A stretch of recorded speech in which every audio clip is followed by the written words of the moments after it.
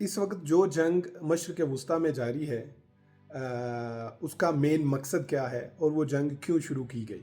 کیونکہ کوئی بھی ملک کسی پر تفریحاً گولہ باری نہیں کرتا، بلکہ ہر جنگ شروع کرنے کے پیچھے کچھ مقاصد ہوتے ہیں۔ اسی طرح جب یہ جنگ ایران پر پوز کی گئی امریکہ اور اسرائیل کی طرف سے، تو امریکہ اور اسرائیل کا کہنا تھا کہ ہم ایران میں رجیم چینج کرنا چاہتے ہیں۔ لیکن پچھلے 16-17 دنوں کی جنگ نے ایک بات تو واضح کر دی کہ امریکہ اور اسرائیل اس میں بالکل کامیاب نہیں ہوئے اور نہ ہی عنقریب کہیں کامیاب ہوتے ہوئے نظر آتے ہیں۔ اس لیے ان کا یہ بیانیہ تو بڑھ گیا۔ اس کے علاوہ آپ نے سنا ہوگا کہ ٹرمپ نے پوٹین کو کال کی، اور آپ کیا سوچتے ہیں کہ یہ کال کیوں کی گئی ہوگی؟ یہ کال اسی لیے کی گئی ہے کہ ہمارا جو بیانیہ تھا، جو مین مقصد تھا، وہ ہمیں پورا ہوتا نظر نہیں آتا، اس لیے پلیز ہماری مدد کرو اور ہمیں سیو ایگزٹ ہونے میں، یہاں سے نکلنے میں، اس جنگ کو ختم کرنے میں ہماری مدد کرو۔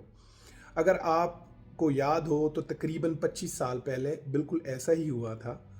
جب 9/11 کے بعد افغانستان پہ امریکہ نے حملہ کیا تو پاکستان کو کہا گیا تھا کہ یا تو آپ ہمارے ساتھ تعاون کریں یا آپ کو پتھر کے زمانے میں دھکیل دیا جائے گا۔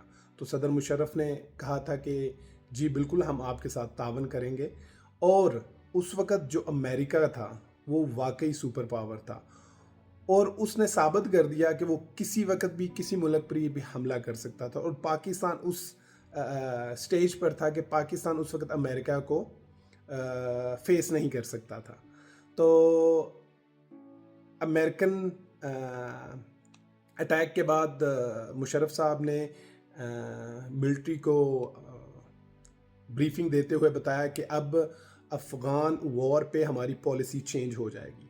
تو کسی نے سوال کیا کہ کتنی دیر تک ہم یو ٹرن لیں گے، یہ یو ٹرن کب تک رہے گا؟ اور جواب یہی آیا تھا کہ جب تک امریکہ گھٹنوں پر نہیں آ جاتا۔ اور تقریباً 5-6 سال کے اندر یہ ہو چکا تھا کہ پبلک فورم سے امریکی یہ کہہ رہے تھے کہ پاکستان ہم کو ڈبل کراس کر رہا ہے۔ اور پھر وہ دن بھی آیا کہ 2011-12 میں امریکن پولیٹیشین اور پریزیڈنٹ اس بات پہ متفق ہو گئے کہ ہم جلدی سے جلدی افغانستان سے نکلنا چاہتے ہیں، لیکن پاکستان نے ان کی مدد اس وقت تک نہیں کی جب تک وہ گھٹنوں پہ نہیں آ گئے۔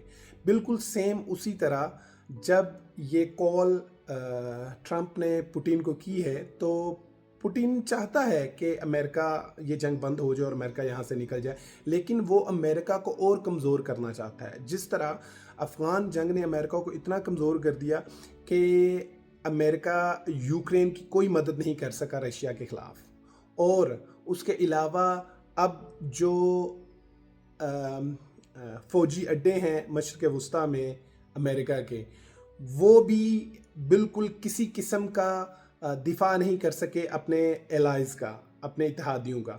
اور اگر آپ غور سے دیکھیں یہ ساری سچویشن تو آپ کو پتہ چلے گا کہ ایران نے یہ جو اسٹریٹ آف ہرمز ہے یہ بند کیا ہے۔ کیوں؟ کیونکہ اس کال کے بعد ان کو پتہ چلا کہ ایکچولی مین مقصد دنیا کو اور امریکہ کو تکلیف پہنچانے کا صرف یہی راستہ ہے، اس راستے کو ہم بند کر دیں۔